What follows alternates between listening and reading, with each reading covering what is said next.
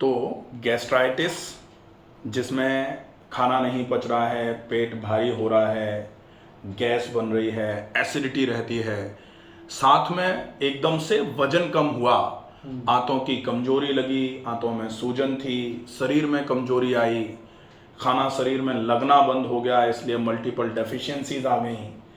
लेकिन साथ में एक और समस्या, और वो समस्या रही डायबिटीज।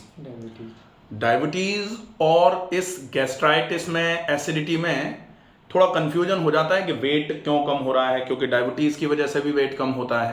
राइट। तो जब एसिडिटी हो, पित्त बढ़ रहा हो, साथ में डायबिटीज भी हो, डायबिटीज के लिए सामान्य तौर पर लोग मेथी खा रहे हैं, अजवाइन खा रहे हैं, करेला खा रहे हैं, गिलोय खा रहे हैं, नीम की पत्तियों का जूस पी रहे हैं लगातार पीस पीस के, और ये सारी कड़वी चीज़ें शुगर को जरूर थोड़ा बहुत कम करती हैं, लेकिन आपकी एसिडिटी के लेवल को ये बहुत भयंकर बढ़ाती रहती हैं, जिसकी वजह से शुगर थोड़ी बहुत कंट्रोल हुई, एसिडिटी बढ़ी, एसिडिटी की वजह से स्ट्रेस बढ़ा, और स्ट्रेस की वजह से शुगर अल्टीमेटली फिर बढ़ गई। तो इस फेर में पड़े हुए थे। आपको लगभग 7-8 दिन हो गए, आज 9वां दिन है। शुगर और एसिडिटी दोनों में ही आपको कितना आराम लग रहा है? मुझे शुगर और एसिडिटी में पूरा लगभग आराम आ गया है। पहले जब मैं स्टार्टिंग वे में आया था तो कुछ कड़वी चीज़ें मैं ले रहा था, जैसे करेला हो गया, नीम का पानी हो गया, कच्ची नीम की कलियाँ थी वो मैं खा रहा था। शुगर की वजह से खा रहे थे? हाँ, शुगर की वजह से। उससे मेरा स्टार्टिंग में कंट्रोल में तो आया, लेकिन गैस्ट्रिक प्रॉब्लम बढ़ती गई मेरी। हाँ। और गैस्ट्रिक प्रॉब्लम जब बढ़ती गई ना, तो उससे क्या मेरा शुगर भी अनबैलेंस होने लगा। बिल्कुल, गैस्ट्रिक ट्रबल बढ़ेगी। वो अपन ने पूरा बताया कि कड़वा खाया क्योंकि शुगर ठीक हो जाए। Right sir. अब शुगर थोड़ी ठीक हुई, लेकिन कड़वा खाने की वजह से पित्त बढ़ गया, और पित्त बढ़ा तो तनाव बढ़ा, और तनाव बढ़ा तो डेफिनेटली शुगर बढ़नी ही है। तो वो हो गया। फिर शुगर कितनी रहती थी आपकी? शुगर मेरा 450-500 के नियर बाई रहती थी। अच्छा, मेडिसिन ले रहे थे जी। और ये खाने के बाद में था, और फास्टिंग में मेरा जो शुगर चल रहा था 350 के आसपास चल रहा था। जब मैं यहाँ पे नवनीत में आया, उसके बाद में मैंने 3 डेज का मैंने उपचार लिया। उपचार लेने के बाद में मैंने टेस्ट करवाया, तो जो मेरा खाली पेट का जो था शुगर, वो मेरा 235 के आसपास आ गया। 350 से 235 आ गया मेरा। ठीक है। और जो खाने के बाद में मैंने कराया वो 307 पे आ गया, लगभग 450 जो आता और वो भी मैं पहले एलोपैथी की दवाई ले रहा था। यहाँ आने के बाद मैंने कम्प्लीटली एलोपैथी की दवाई बंद कर दी। बिल्कुल बंद करने के बाद मैं बिना दवाइयों के ही यहाँ पे मैंने जो इलाज लिया उससे मैं सेटिस्फाइड भी रहा, और मेरा इलाज भी हुआ। शुगर भी मेरा डाउन में चला गया। शुगर भी कम हुआ। अच्छा, अब शुगर तो कम हुआ, पित्त के बारे में बताएं, एसिडिटी कैसी है अभी? एसिडिटी एकदम मेरे खत्म हो चुकी है ऑलमोस्ट। मुझे लगता नहीं कि मेरे को कुछ कहीं ना कहीं कोई पेट में गैस वगैरह या कुछ एसिडिटी ऐसा कुछ है, मुझे 1% भी नहीं लग रहा है। ओके। अब देखें कि हमने जो रूटीन यहाँ आपको बताया था पहले दिन, कि आपको डेफिनेटली ठीक कर देंगे, आपकी शुगर बिल्कुल ठीक कर देंगे, आपके पाचन की जो समस्या जिससे आप बहुत परेशान हो रहे हैं वो भी ठीक कर देंगे, लेकिन फॉलोअप आपको ही करना पड़ेगा। मुझे शायद याद है मैंने कुछ ऐसा बोला था कि मेरे करने से आपको फ़ायदा नहीं होगा, फॉलोअप आपको ही करना पड़ेगा। और फॉलोअप में भी केवल आपका, क्योंकि डाइट तो हम यहाँ दे रहे हैं, आपको केवल खाने का तरीका अपना रखना है, बाकी क्या खाना है वो हम दे रहे हैं।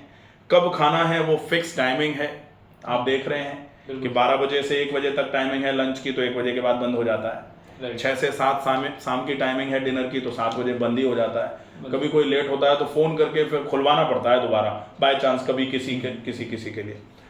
फिर आपको मात्रा कितनी देनी है वो आपके डाइट के कार्ड में लिख के दिया जा रहा है।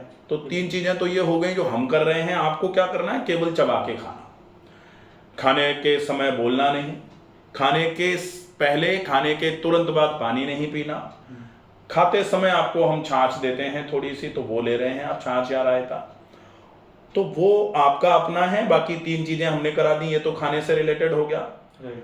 फिर शुगर के लिए हमने कुछ एक चीज बोली थी आपको पहले कि भाई आप अगर ये कर लोगे तो शुगर आपकी ठीक हो जाएगी, टहलने से रिलेटेड, तो वो आप कर रहे हैं? बिल्कुल बराबर। जो मैं यहाँ पे फर्स्ट डे आया था मुझे सर ने ये कहा था, जो हम लोग बताए उस चीज़ को आप फॉलो कीजिए।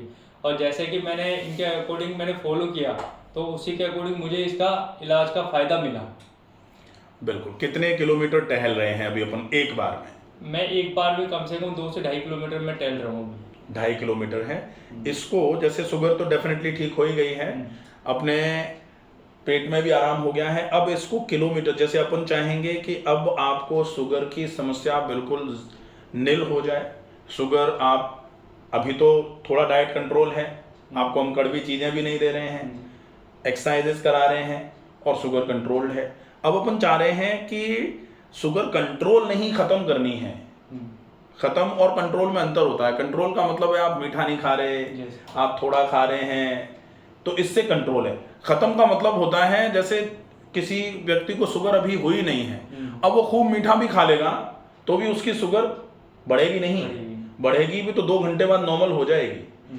क्यों हो जाएगी? क्योंकि उसके शरीर में जो इंसुलिन का सिक्रेशन है अकॉर्डिंगली उस हिसाब से होता रहेगा। तो अपने को वो चीज़ चालू कर देनी है अब कि भाई आपकी तो वो चीज़ आ जाए कि आप मीठा खाएं भी, उसके बाद भी शुगर नहीं बढ़े। लेकिन इसका मतलब ये नहीं होगा कि अपन दबा दबा के मीठा खा के साल 2 साल में फिर से पैनक्रियाज इनएक्टिव कर लें और फिर से शुगर हो जाए। तो मीठा खाएंगे ज़रूर, लेकिन अकॉर्डिंगली। जैसे पहले के समय में लोग इतना इतना गुड़ खा जाते थे, लेकिन उससे भी उनकी शुगर नहीं बढ़ती थी, क्योंकि गुड़ खाने के अलावा वो बहुत काम करते थे।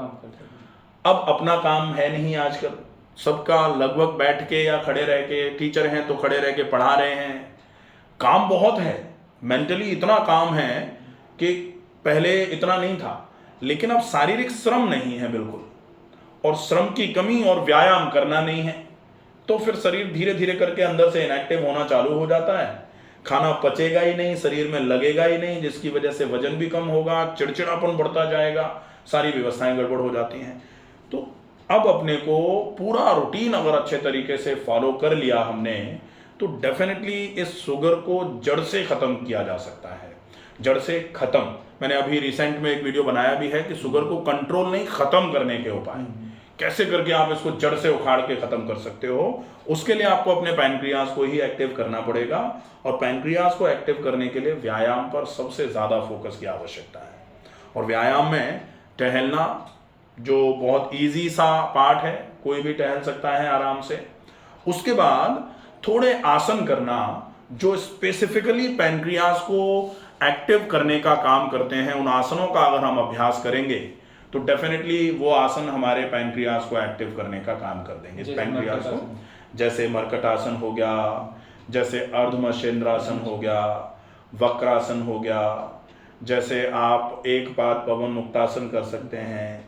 ये कुछ अच्छे आसन है। मरकट आसन की पूरी सीरीज है 16 आसनों की, 16 प्रकार हैं उसके, तो उसको कर सकते हैं।